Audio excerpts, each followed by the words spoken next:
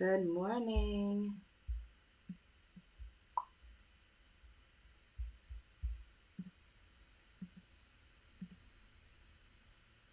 Awesome. Great morning. Great morning. Great morning. Great morning. We are just a little bit before 9, so I'm going to give it a few seconds. Always just want to make sure that my tech is working. I am thrilled to be live with you all this morning. If you are getting ready for work, if you've just started your work day and you're tuning in, or if you're catching this on the replay, welcome. Thrilled to have you here. Looking forward to a quick and hopefully impactful conversation about the power of writing. Good morning. Good morning, Tasha. Good morning. So, if you are new to me, I am Nkoyo Efyong Lewis, founder and chief impact officer at Ibani Song Solutions LLC, where we work with social impact leaders and help them turn their audacious ideas into actionable steps that generate revenue, engage stakeholders, and transform the world. And this is the work that I love to do. This is life work. This is purpose work for me. I come from a background, former educator, former practicing attorney representing families and students in education matters, along with nonprofit organizations, mostly in the education and health wellness space, and really trying to make sure that people are able to fulfill their highest and most impactful dreams and purpose on earth. I believe that's a mission and calling on me, and I am serious about the work. But this morning, we're going to talk about 3 reasons why women in leadership need to write books, need to write books, need to write books. So if you are a woman in leadership, or even if you don't identify as a woman and you are in leadership and you have a diverse perspective or a different lived experience, then I encourage you to tune in, tag some of your friends to join, because this conversation is powerful and impactful and really will shape the future of what leadership looks like in the world. And I encourage you to stay to the end because I have a great invitation for you. So please, please, please stay to the end. And also, of course, make sure that you like, comment, chat with me in the comments. I love to hear what people are saying and thinking and whether things are resonating. So please do not be a stranger. And if I don't hit your question or answer it during this live, I will go back through and look at all the comments and respond. That is my brand promise to you. Let me tell you a little bit about Ibani Song Solutions. It comes from the Efik word, Ibani Song, woman, grounded, powerful, rooted. And for me, it really means and showcases how women have the ability to create and expand impact. There are so many different sayings and studies out there that when you put resources into the hands of a woman, it changes the trajectory for an entire community. And I truly believe that we are roots, we are branches, and we have so many powerful things to offer to the world. And I have a brand inside of Ibani Song Solution, the Audacious Women Lead, that is part of a collective that we are getting ready to launch this year. So stay tuned for some more information about that.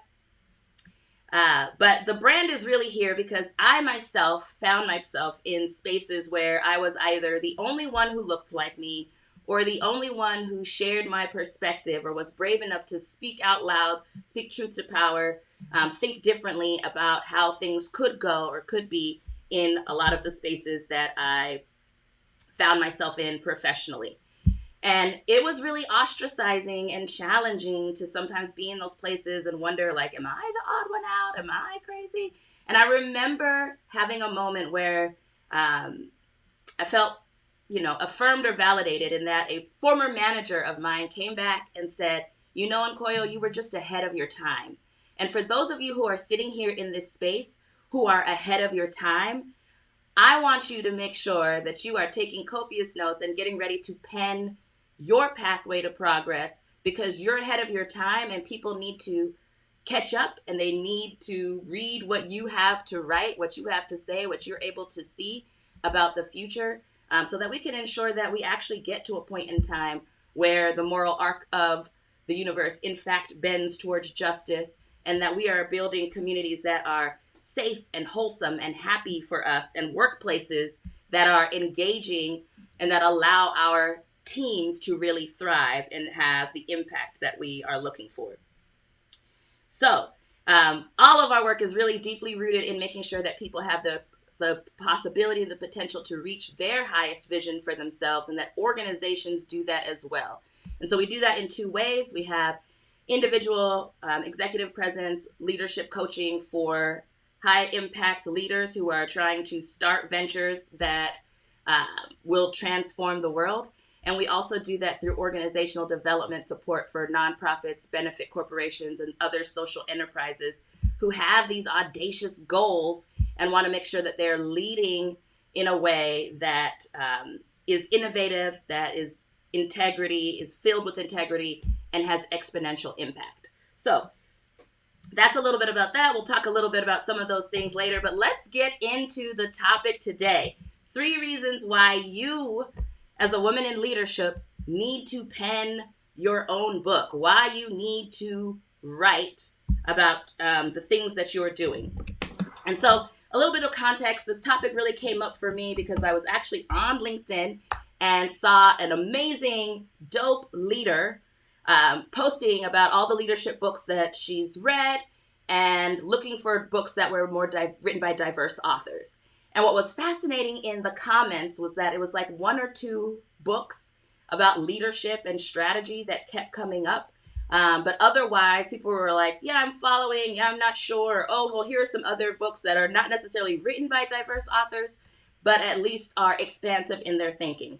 And I think that's great. I'm glad that that exists. But I also really want to make sure that the next time the next generation of leader posts and creates a post asking people to share, diverse authors writing in the leadership space, writing about productivity, writing about strategy, that we have a plethora of authors to be able to share and support. And so that comes with us being the leaders that we are, being audacious, being innovative, being able to get from where we started to where we are now and sitting in these seats, really taking the time to pen and how we've charted that course. And I share this because despite the fact that women are like 58.4% of the workforce, we're still only 35% of senior leadership positions, which means there's not a lot of us in these spaces. I think it's only 8.8% are running Fortune 500 companies, and like something like 1% of those women are women of color or Black women. And so the numbers are really small. So there's not a whole lot out there for the rest of us who are trying to figure out how to climb corporate ladders or start organizations that have incredible impact across the world. And I started digging into that. Okay, well, so there's not a whole lot of women in leadership. How many are writing in this space, right? And the data there was even more disheartening, and even more reason why I'm very passionate about us writing our books. And so if you want more information about that, we're really going to dig into that at our April Audacious Leadership Chat, which is happening next Tuesday at 7 p.m. Eastern. And I'll actually put the link in the comments here. So if you're interested in continuing this conversation and figuring out how you can start taking steps today to dispel any limiting beliefs and unpack and unlock your creativity, I invite you to join us next Tuesday. But here are 3 reasons why I think it's so important that women in leadership write books. 1, I think it's really important that you are synthesizing your success. A lot of us have been able to do incredible things, have had huge wins and some huge losses as well. That's par for the course. But we go about our successes as if it's normal and just sort of like, okay, I met that milestone. Great. What's the next thing? Great. What's the next thing? And we don't sit down and take time to, 1, celebrate ourselves and the amazing things that we've been able to do. And 2, we're not thinking about how we're able to amass that success. We're not thinking about the steps that we've taken ourselves to position ourselves to be ready for leadership and high impact. We're not thinking and writing down what are the mindsets, habits, and beliefs that we've had to develop in order to get to where we're going. And so I think one of the first reasons why it's super important for you to start writing your own book is to give yourself the opportunity to reflect on how amazing and dope you are and synthesize your success. Actually lay out the steps for yourself, one, so that you can continue to replicate it and at an even better level. I'm huge about SOPs and how, if you have a process, it's easier to do the process over and over and make it better.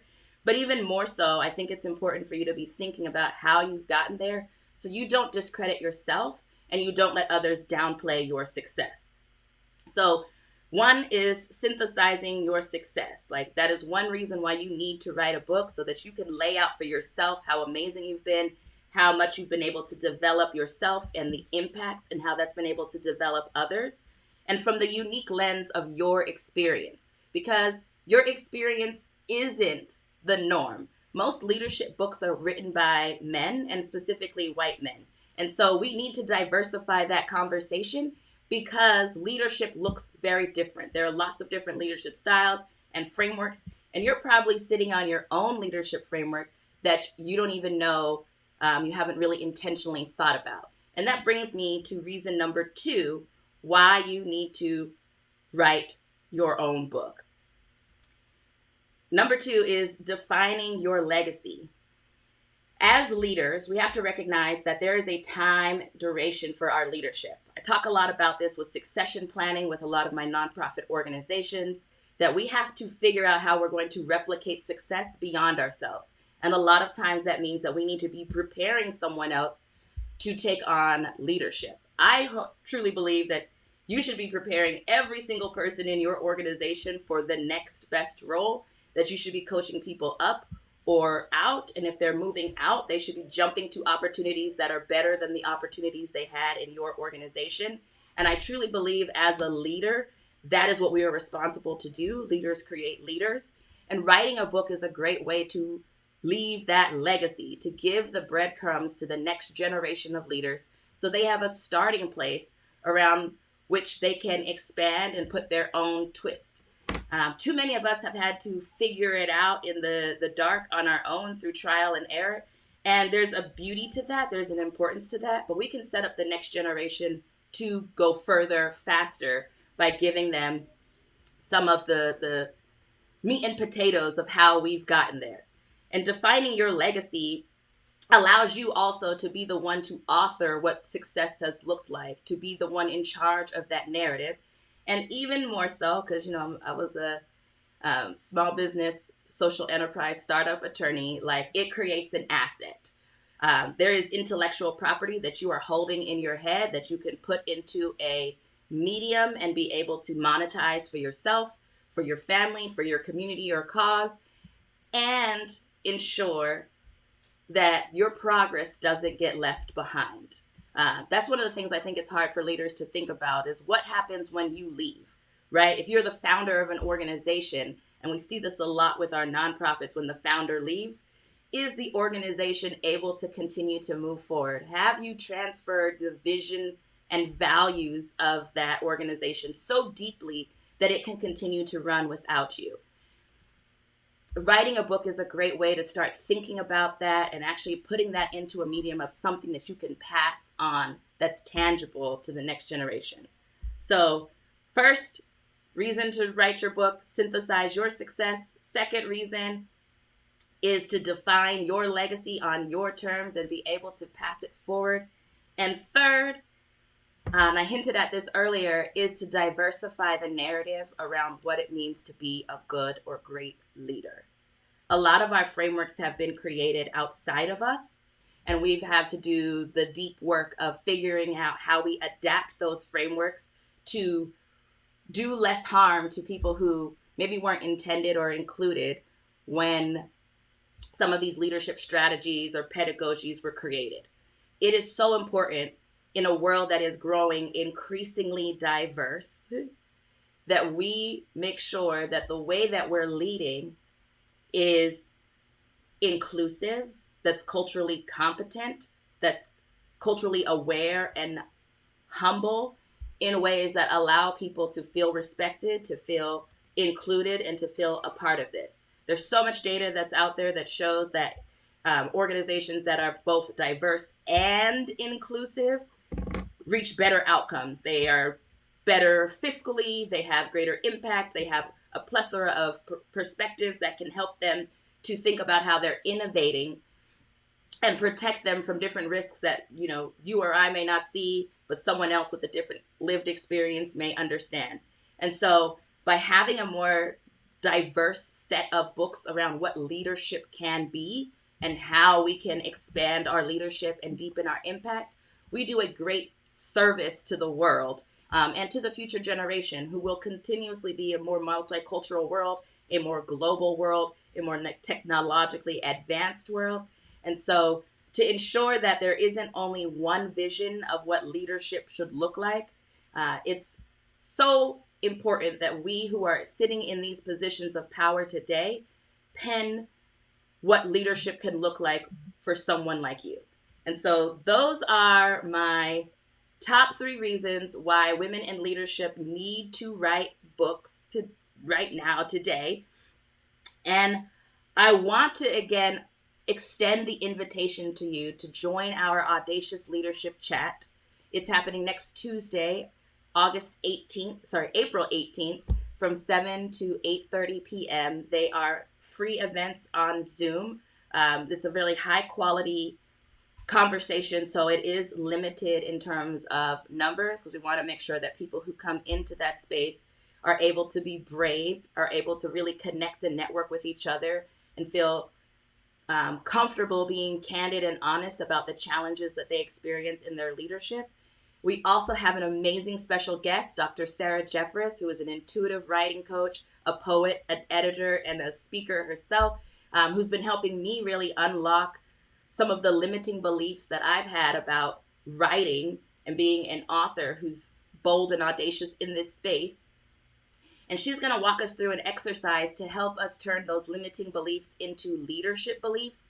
So if you've been watching this and thinking, yeah, that's great, Nkoyo, but I don't know, I'm not really a leader, or I don't really consider myself to be an author, that's something that other people do. She's going to help us break through that dichotomy between other people and ourselves, because so many of us, so many of you are seen as powerful and transformative and incredible. And sometimes our inner critic prevents us from really living in the full light of that. And so she's going to help us to get closer to who we really are and who the world sees us as, so that we can actually start penning the pathway to progress for future generations. So I invite you to join. The registration is open now. As I mentioned, it is limited. So register early so that you can get your seat in there. I know that this event is going to be highly impactful and transformative. Every time I talk with Dr. Sarah, it blows me away and expands my ability to think about, to imagine what's possible, and also gives me really great tips about how to get it done. For those of us who are super busy and have lots of things going, you might be thinking, writing a book, I don't have time for that. She has some amazing tips around how you can get that process going. So join us inside the Audacious Leadership Audacious Leadership Chat next Tuesday, 7 to 8:30 p.m. It is via Zoom, so if you see the event, make sure you click and actually register so that you can get into that Zoom room with us and be a part of a dynamic dialogue that will move you forward in your development, both as a leader and as a person in life. So with that, thank you so much for tuning in. If this was helpful for you, please share it, tag some friends, let them know. We are better together. We grow faster in community. And so it is a core principle of ours that we make sure that we have these chats available and that we offer this high-level opportunity for people to engage so that we can be more dynamic and influential leaders, lead with more integrity, innovate ethically, and expand our impact exponentially. And with that, I wish you a great Tuesday, and I look forward to seeing you next week in our Audacious Leadership Chat. Take care.